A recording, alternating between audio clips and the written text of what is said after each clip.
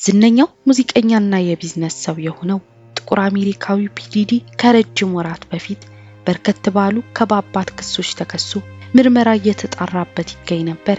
በተለያዩ የማህበራዊ ሚዲያ አውታሮችም ድብቅ የተባሉ የፒዲዲ ገመናዎች ሲነገሩ ቆዩ።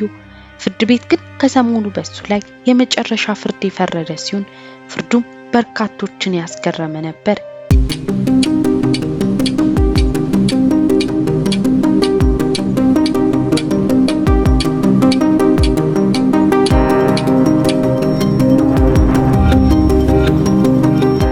ኖቬምበር 4 1969 ሻን ጆን ኮምስ ወይም ፒዲዲ እችን ዓለም የተቀላቀለበት ዕለት ነበር። አባቱ ሜልቪን ኮምስ ከአደንዛዥ ዝውውር ጋር በተያያዘ ስሙ ይነሳ የነበረ ሲሆን ፒዲዲ ገና የ2 ዓመት ሕፃን በነበረበት ጊዜ በሰው እጅ ተገሎ ይሞታል።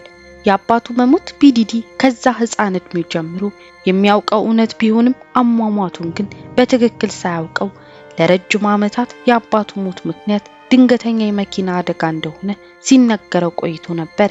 የ2 ዓመት ሕፃን ሳለ የአባቱን ሞት ተከትሎ ሞዴልና ረዳት መምህር ከነበረችው እናቱ ጄንስ ኮምስ ጋር መኖሩን ቀጠለ። ፒዲዲ እናቱን ሲገልጻት የኔ ጀግና የህይወቴ ትልቋ መነሻዬ በማለት እናቱ ያሞካሻታል። ፒዲዲ ከልጅነቱ ጀምሮ አብሮት ያደገው የሙዚቃና በአጠቃላይ በመዝናኛው ዓለም ላይ ክስተት የመሆን ፍላጎት ከፍ እያለ በ17 ዓመቱ ተቀላቅሎት የነበረውን የዋርድ ዩኒቨርሲቲ ትምህርትን ብዙም ሳይገፋበት አቋረጠ። ፒዲዲ ከዛን ጊዜ ጀምሮ ሙሉ ለሙሉ ፊቱን ወደ መዝናኛው ዓለም ድግስ ካዞረ በኋላ ቀስ በቀስ በሀብትና ዝና ከፊት ከሚቀመጡ አርቲስቶች ተርታ ራሱን ማሰለፍ ቻለ። ይህ ለረጅም ዓመታት የቆየው ዝና ተወዳጅነትና ክብር ነው ታዲያ በተለያዩ የማህበራዊና ትልልቅ ሚዲያዎች እየተጠለጠለ ሌላኛውን የሙዚቀኛውን ገጽታ መታየት የጀመረው። ይህ ፒዲዲ ላይ የተነሳው የሁሉም ሰው ትኩረት የሳበ ጉዳይ ታዲያ እንዲሁ በማህበራዊ ሚዲያ ተቀብብሎሽ ተጋግሎ በጊዜ ሂደት የሚበርድ አይነት አልነበረም። ይልቁንም ረብጣ ሚሊዮኖችን ቢያቀርቡ እንኳን ዋስትና የተከለከለበትን የፍርድ ቤት ጣጣ ይዞበት ነበር የመጣው። በፒዲዲ ዘንድ ለዘመናት የገነባው ትልቅ ስም በቅጽበት ሌላ ገጽታ የተጎናጸፈበት ጊዜ ነበር። የተከሰሰባቸው የወንጀል አይነቶች በርከት ያሉና ከነሱ ጋር ተያይዘው እየወጡ የነበሩት መረጃዎች ዓለምን ጉድ ያስባለና ባለማመን እጅን ባፍ የሚያስጭኑ ነበሩ። የፒዲዲ መታሰርና ለፍርድ መቅረብ ተከትሎ ሲዘዋወሩ የነበሩት መረጃዎች ፒዲዲ አሜሪካ ያበቀለችው አንድ ራፐር ብቻ ሳይሆን በአንዳች ከባድ ግዞት ብዙ የሚታሰዙት ባሪያዎች እንዳሉትና እሱም በመዝናኛው ዓለም ስም መልካም ፊቱን እያሳየ ከዛ ጀርባ ግን ዘግናኝ ድርጊቶችን የሚፈጽም አደገኛ ሰው መሆኑን የሚገልጽ ብዙ ወሬዎች ከያቅጣጫው መናፈስ ጀመሩ። ፒዲዲ ሴፕቴምበር 2024 በቁጥጥር ስር ውሎ በተለያዩ የወንጀል አይነቶች ተከሰሰ። ከነዛም ውስጥ በወሲብ ንግድ፣ በማጭበርበር፣ በቡድን ከሚሰሩ ወንጀሎችና ሌሎች ክሶች ተመስርተውበት ምርመራ ተጀመረ። ፒዲዲ ለረጅም ዓመት ስኬታማ የመዝናኛና የቢዝነስ ሰው ሆኖ ቢቆይም ይህንን ክስ የሚያጎሉ በርካታ መረጃዎች ከተለያዩ ከነሱ ጋር የግል ግንኙነት ካላቸውና እንዲሁም ከሌሎች ታዋቂ ሰዎች መሰማት ቀጠለ። ከነዚህ ውስጥ ለ10 ዓመታት ያክል በሴት ጓደኝነት የቆየችው ካሲ ቬንቱራ ከፒዲዲ ጋር የቆየችበትን ጊዜ ይስቃይ እንደነበር እየገለጸች ያለ ፍላጎቷ ወሲብ እንድትፈጽም እንደሚያስገድዳትና ግንኙነቱንም ከሱ ጋር ብቻ ሳይሆን እሱ ከሚያመጣቸው ወንዶች ጋር እሱ ራሱ እየተመለከተ እንድትፈጽም እንደሚያስገድዳት እንደተናገረች ተገለጸ። ከዚህ አስገዳጅ ጾታዊ ግንኙነት በተጨማሪ አካላዊ ጥቃትም የማይቀርላት የዘወትር ዕዳዋ እንደሆነም ጨምራ ትገልጻለች። በዛው ሰሞን በተሰማው መረጃ ካሲ ቬንቱራ ከፒዲዲ ጋር ከተለያየች ትንሽ ቆየት ያለች ቢሆንም ለምን በጊዜው ጉዳዩን እንዳላጋለጠች በሚመረመርበት ጊዜ የካሲናፍ ማስያዣ ረብጣ ሚሊዮኖች ከፒዲዲ እንደተሰጣትና ነገሩን አፍና እንደያዘችም ይገለጻል። ፒዲዲ ተከሶ የቀረበበትን ክስ ተከትሎ ለፍርድ ቤት እጅግ የተጋነነ ገንዘብና ሁኔታዎችን ያካተተ የዋስትና ጥያቄ ቢጠይቅም የክሱን ክብደት የተረዳው ፍርድ ቤቱ ፒዲዲ በዛው ሆኖ ፍርዱን እንዲከታተል ወስኖ ነበር። ይህ በረብጣ ሚሊዮኖችና በጥብቅ ሁኔታዎችም ውስጥ ቢሆንም ውድቅ የተደረገው የፒዲዲን የዋስትና ጥያቄ ተከትሎ ብዙዎች የነገሩን ክብደት መረዳት የሚችሉበት ሁኔታ ነበር።